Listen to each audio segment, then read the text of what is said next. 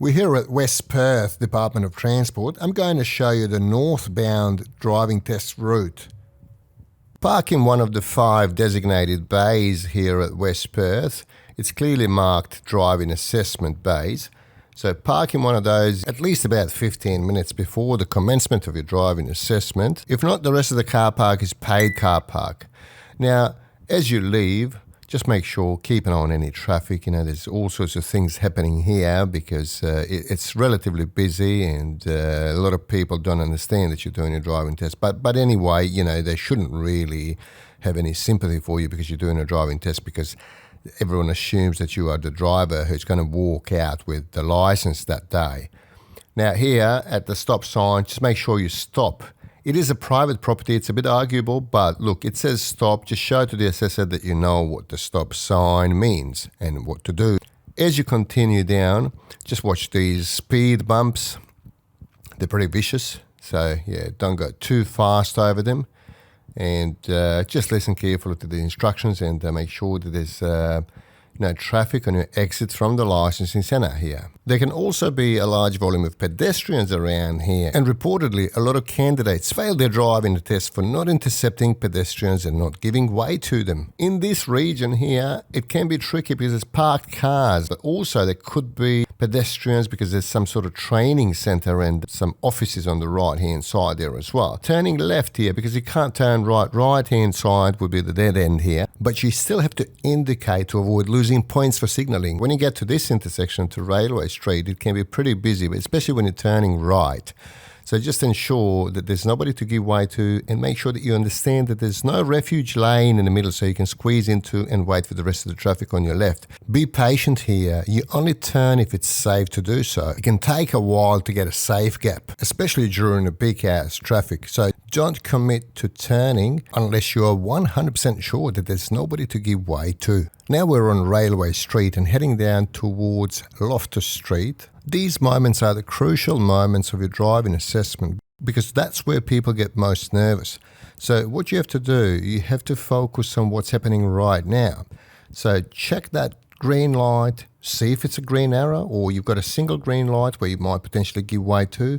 Breathe properly, so don't get too nervous. You can control your nerves by understanding what's going to take place, and this video is going to help you to understand what's going to take place. How is it going to be roughly? We can't really show you any fixed driving test routes, but this is where they take people quite often. So heading down towards North Perth, so that's why a lot of people lately call it a northbound driving test route in West Perth. So we're heading down towards North Perth. What you got to do when it's been green light for too long, just expect it to change. When you get too close to the intersection and it's still green light or it's starting to change to amber light, keep off the brakes. So you've got to get through. So sometimes people make that crucial error. They brake when it starts to change to amber light. And if they are too close to the intersection and too fast to be able to stop safely and without even checking the rear view mirror to see what's behind them, how big, how fast, and whether that vehicle's going to stop if you hit the brake suddenly. Think about every single thing at the time you're doing it. See, this time it's gone amber, but we could not brake. There was a car just behind me doing probably the same speed as me, and it was not stopping. Had I stopped suddenly, I would have got hit from behind. The most common error by people who can drive, they start to get nervous about what they're going to do next, and they potentially miss what's important right now. So focus on what's now, not what's later. So we're turning right here. There's no traffic from the opposite direction, so we could turn. So we are on Burke Street. So now we are going to do a bit of driving around here, and then we're going to get to the spot where you might potentially do the exercise left someone behind. It is pretty quiet around here, so no big traffic jam at all, and still make sure that you listen to the instructions carefully. A lot of times, if there's one way or if something is really obvious, if you've got a sign, the assessor will not specifically say that. For example, if you've got the sign one way or only left, They're not going to say, well, you got to turn left, or you know where to turn. So they're not going to say those things. So you are the driver who's expected to walk out with driver's license in their pocket that day. So you got to take it as an assessment. So don't be sort of thinking, oh, they're going to treat me like my instructor does, or they're going to treat me the way my parents or partners do. It's not going to happen. So you are going to have to be independent, okay? They will tell you what to do, but they will certainly not tell you how to do it. So be aware of that. We're going to turn off Albert Street to Tay Place, and make sure that when you're turning 90-degree corners, which is what a lot of learners do wrong, they would over-accelerate. So the proper speed around the 90-degree corner would be not more than 20 kilometers an hour, even less if it's a left turn, because it's closer and sharper. So when they ask you to stop on the side of the road, wherever you feel is safe, stop in the safe spot and wait for further instructions. Refer to our playlist on exercise left side behind, where we specify every aspect of exercise left side behind, what and how you need to do it. So now that we've taken off, we came to the bottom of the street. If this is the only option, make a U-turn after they ask you to come back to the place where you initially stopped. In and around West Perth area, this is most likely scenario because the driveways are generally not convenient to use for a 3-point turn. So use side streets or T-junctions to make a U-turn. That way you're going to have less work, and if that's the option, of course. But in this particular pocket, doing a U-turn will save you a lot of time and a lot of points as well. Driveways in this area may be a little bit too shallow, and the visibility as you're reversing out may be impaired because there's lots of cars parked on the side of the road, and you may not be able to see what's happening as you're reversing out of the driveway. By this point in your driving assessment, you should feel a little bit more relaxed, especially if you've carried out this particular exercise relatively well. But the key from here on to be able to pass your driving assessment is to keep an eye on everything as it happens. Now, as you could see, we had to overtake some cars here. If there are lots of cars parked, you've got to make sure that you use your indicators correctly. We have some relevant videos on signalling. Don't analyze anything here. Don't think about your parking, because the next thing that you're going to do here is parking. Now we're coming to a stop sign, and we are turning right on Charles Street here. So just make sure that you see everything properly. So you've got to get as close as possible to the stop sign, to the stop line, the white solid line, in order to be able to see. There was a car in the left lane, so I ended up lining up in the right lane. So when I get through the lights, I'm going to change lanes because the right lane is reserved for faster traffic. You must indicate correctly and on time. When changing lanes, check your mirrors and your blind spot every time you change lanes and when you merge. We have a few videos on this topic, so check them out. Be prepared to get stuck at traffic lights, at red lights, because in this area it's always congested. That's going to work in your favour because there's not much that you can do wrong while you're standing. Don't get too close to the car in front of you. Observe your mirror a little bit and see what's happening around you, and proceed when the light changes. Now we're turning on Vincent Street, and shortly after we're going to turn right. So this is a 40 speed limit, so the permanent 40 kilometres an hour speed limit, so keep an eye on that. So if you go slightly above, it's not going to be a good news. They do tolerate if it's within 5 kilometres above the speed limit where you are not going to immediately fail. They will give you a speed warning though. Now, shortly after you got on this street, you're going to potentially go to this car park of Hyde Park Hotel. It can be a bit congested. See, that white Ute driver blocked the entrance, so we had to wait for it to exit. You can even communicate to the assessor your intentions if something like this happens. Of course, the best option was to give way to that Ute. Generally, you don't have too many options here.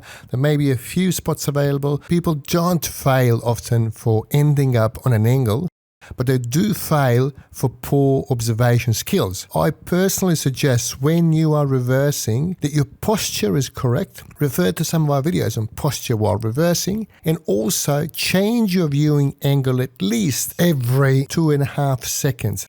Check surroundings properly If something appears that you need to address, you would stop and freeze until the situation changes. There could be a lot of pedestrians around here. There could be a lot of delivery trucks. So be careful. Minor corrections are acceptable. Most assessors will not even mark you for doing minor corrections. When you exit this car park, there's probably the most challenging part of this driving assessment. So that's turning right without the green arrow on Fitzgerald Street back towards the licensing centre. A lot of people fail here. Only back in 2022, we had at least about 100 calls, parents raising concerns about this particular intersection. They claim that this is a very poorly designed intersection. Should the tests be carried out in this area? So our answer to that is everyone should have enough practice. Driving School WA's policy is to teach every single student how to handle these types of situations safely before they book their driving assessment. So in this situation, if the light goes amber, we still have to proceed. So we've got to check the traffic from the opposite direction. And then once we saw that every single car from the opposite direction stops, we can then proceed. We have several videos on this topic, so please check them out. Back to the driving test route. So from here on, we're going to go back towards the licensing centre in West Perth. So the traffic is relatively busy at any time of the day on Fitzgerald Street. So we're going to go straight down. By the way, the bus lane, if it says it's AM and if you're driving in the afternoon hours and if there's no cars parked, you can use the bus lane.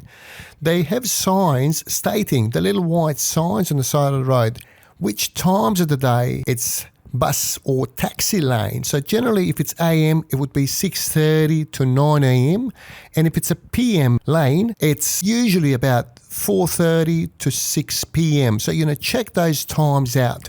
So we're heading back towards the licensing centre. Don't celebrate prematurely. A lot of people, if they feel that they've done okay so far, they would let a lot of things slip their mind, such as speed, okay? So you can't go over the speed limit. You have to be mindful of the Northbridge area where there's 40 kilometres an hour permanently, and also Leederville Cappuccino Strip on Oxford Street where there's 30 kilometres an hour. If the assessor ever asks you to turn right at the second or third set of lights, or if they say, I want you to turn right shortly, you will have to change lanes unassisted. So they're not going to say, I'd like you to change lanes. They will not even prompt you that you should change lanes other than saying that they'd like you to turn right. The reason we're now in the right lane, because we know that we're going to be turning right at the end of this road. As you can see, there are 2 turning lanes, but we also may be given instruction that we're going to be turning right shortly after this turn. So that way you're going to be prepared to turn right. Now, it is a little bit tricky here because the left lane will eventually go left. So it's going to be an arrow pointing to the left, and you cannot go straight or right from that particular lane. As we get closer to this intersection of Sutherland Street, we are going to notice that there are 2 turning lanes. The left out of the 2 turning lanes will take you back to the licensing centre or freeway. Occasionally, by the way, they take you on the freeway, either in the beginning stages of a driving test or later on before the end. But in this case, we're going back to the licensing centre. Take your time. A lot of people fail even here. I'll explain in a moment why. Imagine how frustrating it would be that you fail in the last 60 seconds of your driving assessment. Firstly, a lot of candidates pick the wrong lane here. So if you pick the right lane, and if they ask you to turn left at the next street, you're going to have to change lanes within the close proximity from your turn, which is going to cause a bit of a trouble, especially in the peak hour traffic. So line up in the left lane. Now, when you turn on Sutherland Street, at this point, there's no parked cars on the left-hand side, but still we have to merge because there are 2 lanes currently. These 2 lanes are going to be merging very shortly. You must indicate about 5 seconds worth of blinking. You have to make sure that no one's in the process of passing you. You've got to check your blind spot and then merge. Now there's a sharp turn. Some candidates fail right here. Literally 10-15 seconds before the end of their driving assessment. If you want to take my advice, don't make any analysis until you switch off the engine. I truly hope that this video will help you pass your driving assessment. As always, feel free to ask any questions in the comment section below. Thanks for watching, and I'll see you next time.